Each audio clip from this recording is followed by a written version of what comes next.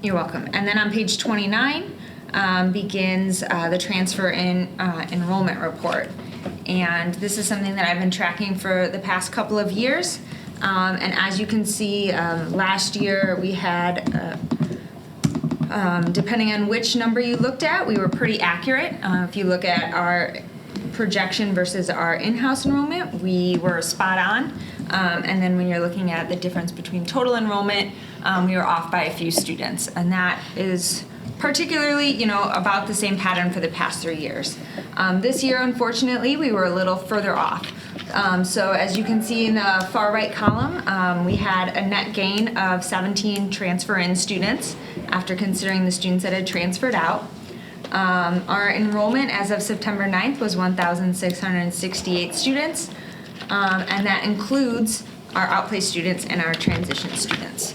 And so our actual enrollment we refer to as our in-house enrollment. That doesn't include those students because they don't eat up our FTE.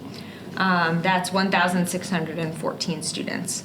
And so you can see our projections were off from last year. And in trying to do some digging to figure out where we kind of missed the mark, I think one thing that's important to note, and this has been true in the 7-8 years that I've been here, is that our transfer numbers continue to decrease every year.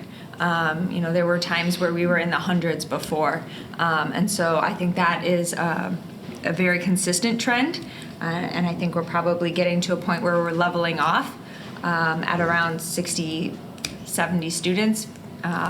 So I think that's one thing that had an impact. The other thing in looking at where Kristen, I'm sorry, because you're just talking about enrollment, but the schools in Brookfield, Brook Park and Rose are like exploding. They just added more classrooms. Well, a lot of that was added, remember, at Brook Park was K through, so we won't see that influx until they come to high for school. a couple of years. So, but that last statement was that we're kind of tapering off. I think we're maybe in a lull before another wave. Could be. So there's a difference though. This is just transfers. So we're not talking about, I wasn't talking about enrollment as a whole tapering off. I was talking about transfers. Okay. We used to get this huge influx of transfers, and that seems to have dwindled each year. And now we're consistently around anywhere from 60 to 70 students is what it seems like. So definition of transfer is that rising eighth. If someone was in 8th grade, but say in Crete, Illinois, are they counted as a transfer? Yes.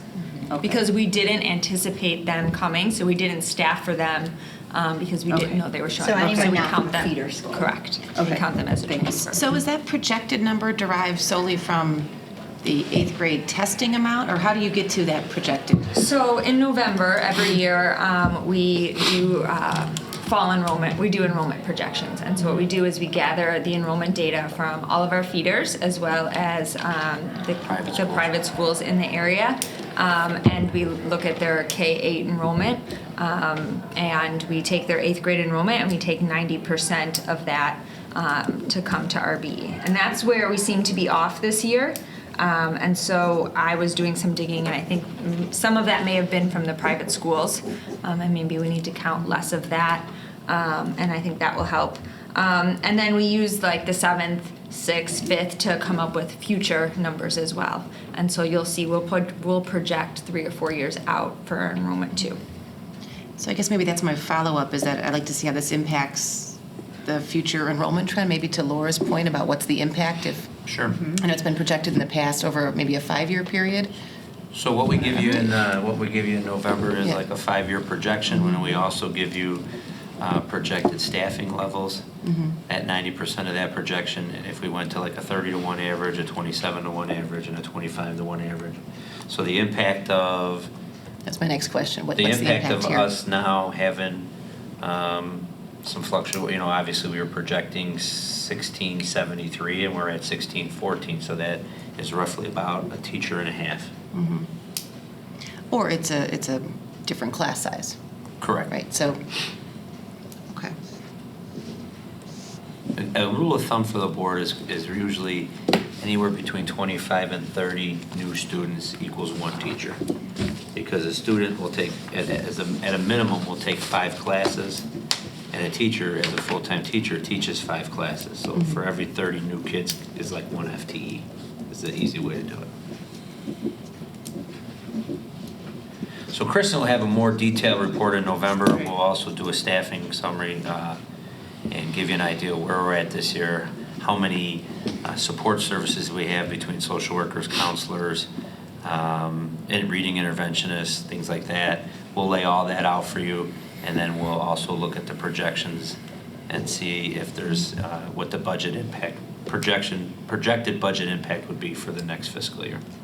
I mean, I guess I'm more curious as to what the root cause may be. I mean, it's been a very steady projection the last 3 years. And there's a sizable differential this year. So is it worthwhile to talk to the feeder schools and ask what may have transpired? Or I mean, the theory you're putting out is the private schools did not.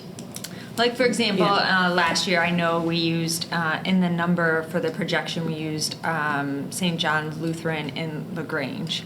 We don't have a single student at RB that comes from that school, but they had 17 eighth graders. So that was included when the projection was made. So Okay. that accounts for a significant portion of that. But have we used St. John's the year before? I know we did the year before. I don't know prior to that because Okay. I haven't done the projections in the past. So I'm Okay. trying to go back and put the pieces together. Well, and the irony is, I had 2 kids come from St. John's and 1 come from Timothy, so you got all my kids from a private feeder. Well, and they may have come Right. at some point. That may have been a trend. That's Right. obviously certainly why we've included them in the past. But Yeah. I think that may have shifted. Well, I appreciate the color-coded chart because I love numbers like this. Yeah, I look forward just to hearing more about the projections for next year then, because I think that'll be very interesting. Thank you. Under the, we have under the principal's report tonight, I don't see, or wait, I'm sorry. We're okay. We're good. Okay. Visitor statements? Seeing that there are none, we'll move on.